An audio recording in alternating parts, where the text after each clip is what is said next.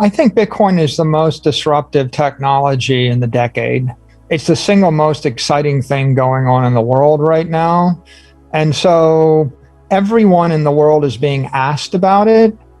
And in order to understand it at a basic level, you need 10 hours. To understand it moderately, you need 100 hours. To understand it decently, you need 1,000 hours. And to really master it, you need 10,000 hours. So in that period, I would say that Bitcoin became an institutional phenomenon following March of 2020.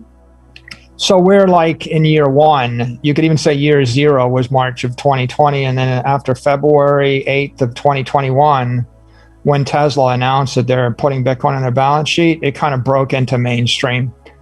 So we're in the first year where every mainstream politician, every mainstream journalist, every mainstream business person is being asked what they think about Bitcoin.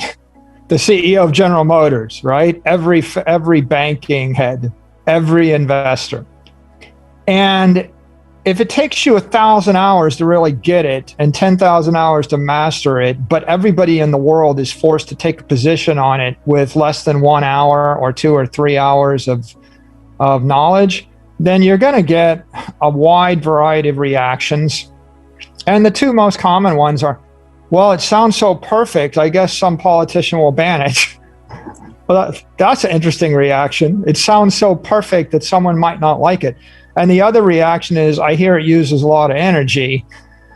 Well, because there's nothing else negative to be said about it. I mean, literally, it's a perfectly engineered monetary system. For the first time in 5,000 years, we've created triple entry accounting. And once you understand that you've taken double entry accounting and you've fixed the flaw, which is that people could reverse the books or cook the books or disagree on the transaction, you're like, wait, we perfected accounting that we can trust. Okay, so what's the catch?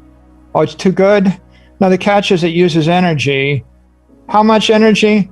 Well, I mean, 7 basis points, 0.07% of the worldwide energy mix nominally, but more like 1 to 2 basis points economically, because the nominal energy used is being bought at 2 cents or 1 cent a kilowatt hour, not at 10 cents a kilowatt hour.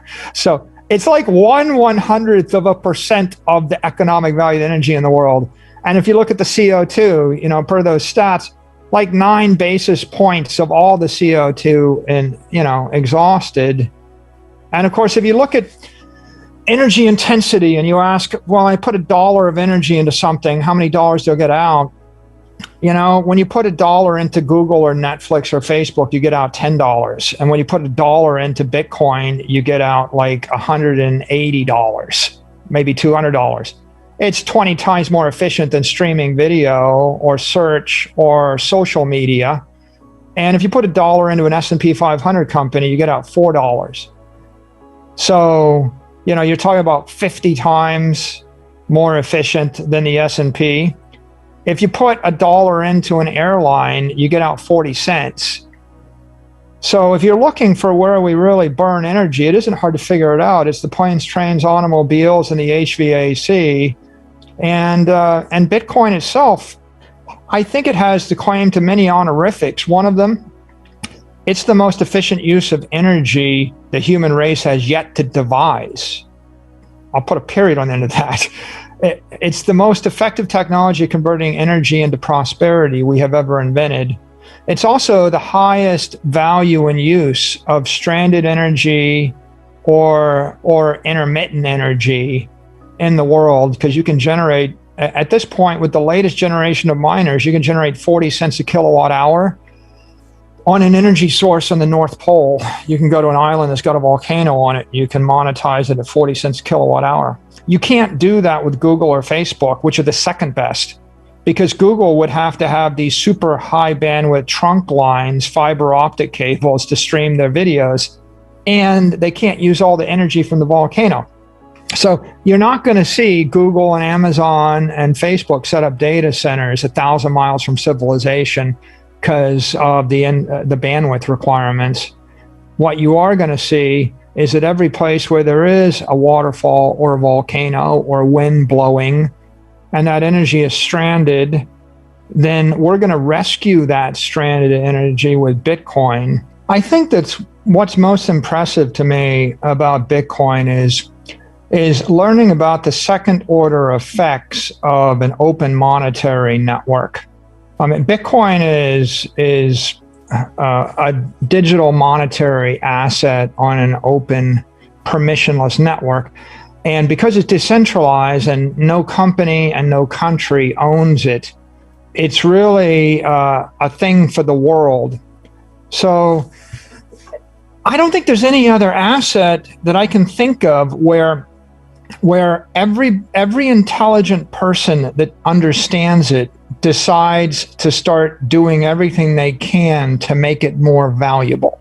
And that's a subtlety. If we had bought 1 million acres of land in Texas, I wouldn't have computer programmers in Singapore trying to figure out how to drive up the value of my land in Texas. And if we had bought $1 billion worth of Apple stock, I wouldn't have people in China and Russia and Europe and South America figuring out how to harness the power of volcanoes in order to drive up the value of my Apple stock. I wouldn't have the mayor of Miami, the governor of Texas, the president of El Salvador. You wouldn't have big tech companies trying to figure out how to, drive up the value of that asset. So unlike gold or bonds or equity or real estate, this is truly a global open phenomena. Anybody can participate in it. If you have money, you can bring the money to bear to drive up the value of the asset by buying it. If you have technology like Square or PayPal, you can bring the technology to bear by integrating Bitcoin into your technology, helping yourself and the asset. If you're a trader, you can short the future, buy the spot, lock up the asset, drive up the price of the asset. And you can do that anywhere in the world. So everybody that has any gift or any ambition looking to do something good for their own company and to build a better world, I think as soon as they see Bitcoin, this light bulb goes off and they realize, wait a minute, this is maybe the greatest opportunity of my lifetime.